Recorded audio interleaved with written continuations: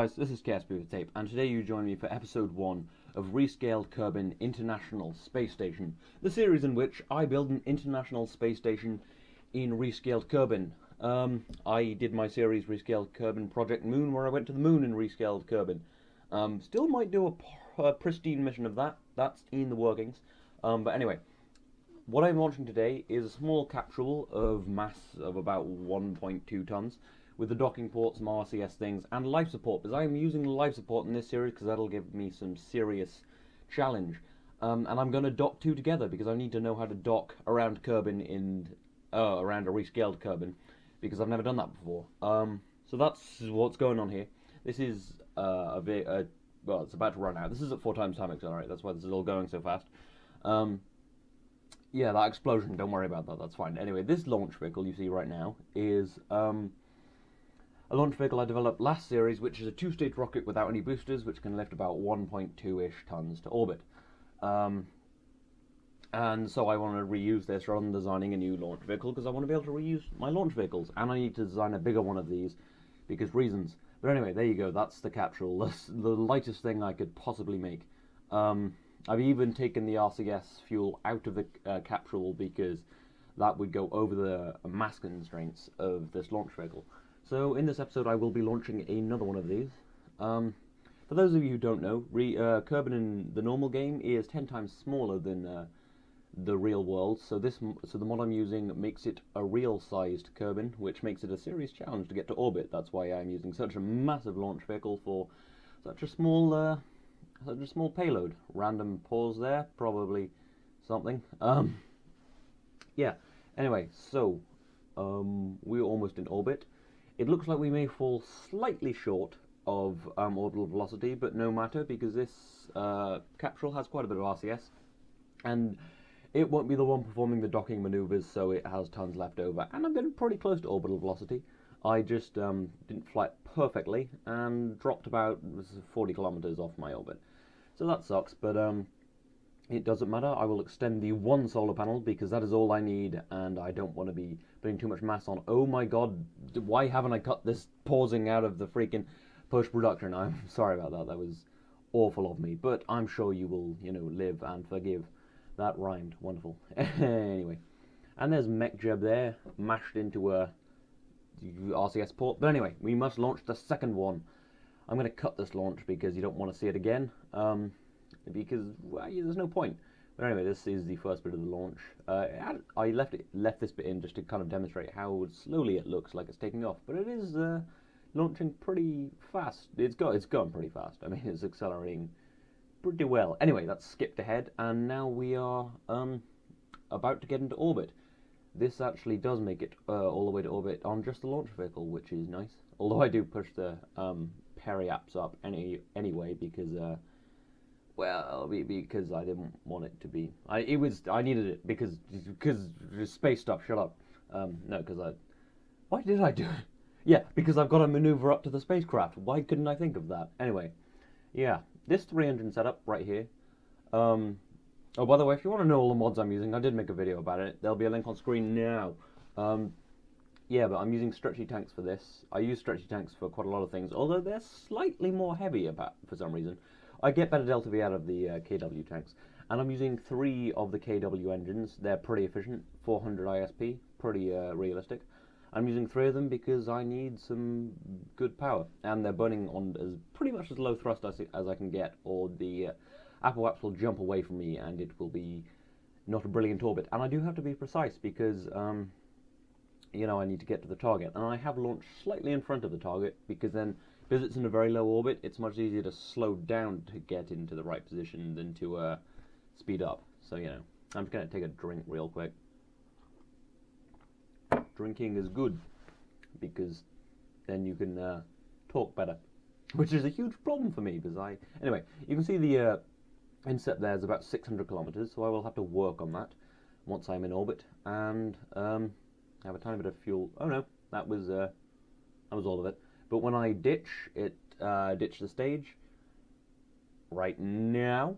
Oh no, I've just got to move some stuff around so it doesn't deploy my parachute, and ditch the stage right now. Timing.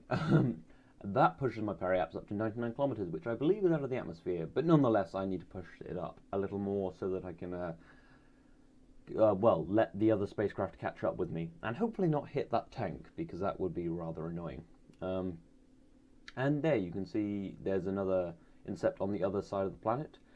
And now I've pushed it around a bit. I just cut that out because it took a while, and I got to about 400 kilometers. But if I make a burn here of only 20 delta V, it will get much closer, and then I make a few fine tunes later, and hopefully this will all go fine. That canister on the right side, which has just moved out of view, yeah, you can just about see it, that white canister, that has food, water, and oxygen in it, and it has an 11-day supply. Oh no, it has a 10-day supply. The capsule has a 1-day supply, so I have an 11-day supply, so I can take quite a while with this mission. But I wanted to put life support in because that's kind of going to mean I'm going to have to develop cargo crafts to move up to the International Space Station, which will be important.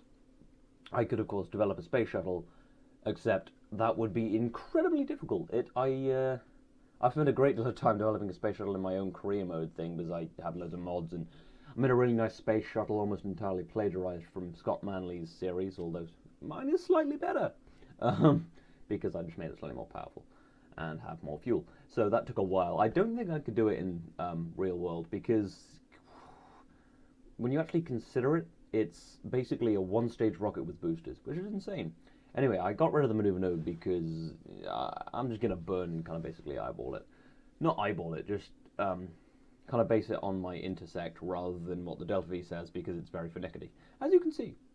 Anyway, now I need to make a inclination change so I'm on the exact same plane as the other spacecraft. I've just noticed they've been marked as landers because they're using lander cans, but it's fine. I made a little burn there, just kind of getting closer to the node as possible because I want this to be fairly precise. And a few more delta V, and that's about it.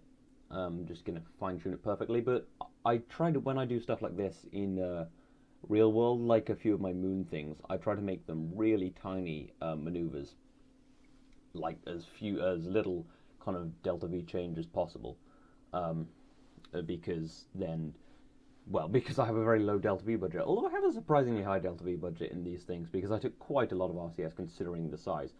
So I'm going to have to develop well, I can get quite a lot to orbit. I have a 70-ton lifter, because, you know, I had to do an Apollo mission. But yeah, I mean, so there shouldn't be too much of a problem. But I want to make more kind of properly two-stage rockets without any boosters, because it's more fun that way. And then I can just strap boosters on the side and make it even more powerful. But anyway, now we're coming close, and back into 4 times time accelerate, so it goes all crazy. You can see Bill Kerbin going crazy. He's shaking around for some reason. I don't know why he's shaking around. I mean, it's probably just a camera, because, I mean, there's not really that much movement going on. But we're getting pretty close, and I'm going to take another drink. Both of these spacecrafts are called TMOV Mark 1s, which means Tape Manned Orbital Vehicles, and TMOV sounds kind of cool. It's like my Soyuz. I was going to call them like Kuryuzes, but when I make something called a Kuryuz, I want to use the Kuryuz type, the Soyuz. When I make a Soyuz type craft, I want to use the KW Soyuz boosters. And I have to move away slightly so I don't smash those solar panels, because we don't have much electric charge. We have about half an orbit's electric charge, which will just get my guys through the night time without freezing to death, because, you know, TAC life support. I want to put kind of some good mods on that, like that. I can't put delta re-entry on because I haven't found any heat shields that can withstand the like 7,000 meter a second re-entry. Anyway, we are moving together back in 1 times time accelerate, and imminently we are pulled together by the insane magnetism on those docking ports. I think it's less bouncy in real life. Yeah, anyway, that's docked. That's great. They're docked back to back because I need to put the parachutes on front and didn't want to put any extra kind of like bits on the spacecraft. Anyway, another part of this was to transfer monopropellant, because that'll demonstrate to the investors that you can do cool stuff in space. But anyway, we must go home because these guys need to get back, because well, this is Jebediah Kerbin coming back. Oh no, this is Bill Kerbin. His daughter's got a piano recital, so he's like, oh, I'll be back from space, don't worry. Anyway, we must deorbit in the day side because videos. So I will warp around a little more. Oh no, I have already done the burn. It was so fast I didn't even see it because this is back into 4 times time accelerate. That was good. Anyway, it looks like we're coming down in the desert, rather Soyuz style is what I call it, because like Apollo stuff and most spacecraft come back in the ocean, you know, logically. But you know, it's fine to come back in the desert, especially because the Soyuz have these little solid rocket boosters on the bottom, which slow them down, and that will get some rather nice burning effects.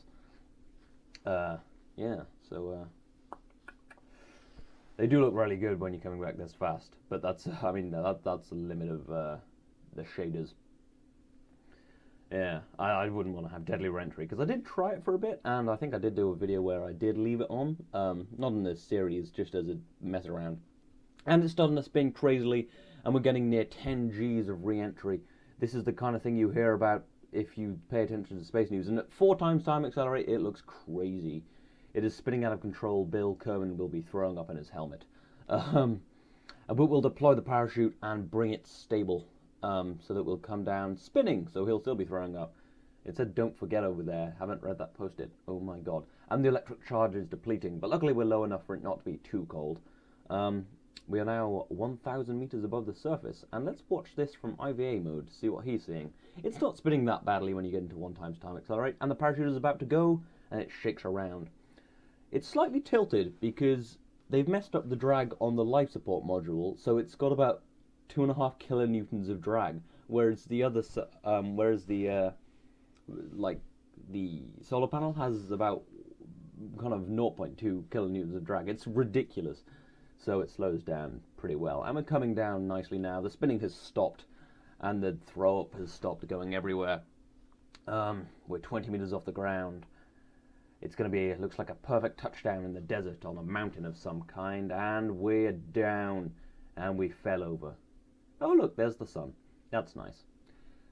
Anyway, that went badly. Actually, that was a pretty good mission. The footage for the other landing corrupted, and you've already seen it. It was a little cool, not amazing, and this can't flip itself with the RCS.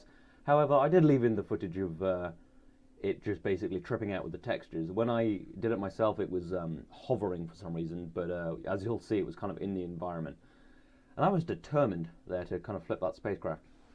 But anyway, we will recover that vessel and hope that this footage cuts. What goes on now? Is the footage cut? Oh, I just forgot to cut the footage. I assume I've left it all in. Oh no, I do have the coming back footage. Oh, I thought I hadn't. Got it. I'm dumb. Alright, so, oh no, I didn't have it. But anyway, sorry about that. But anyway, that was, as you just saw there, the capsule was like probably in the ground. I just thought I'd leave that in because it's funny watching the textures go crazy.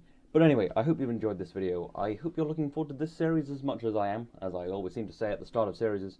I imagine it will be as difficult as the last series, maybe even worse, maybe a little easier, who knows. Yeah, anyway, I hope you enjoyed this video. If you have, consider leaving a like, that would be wonderful. This has been KSP with Tape. I will see you next time.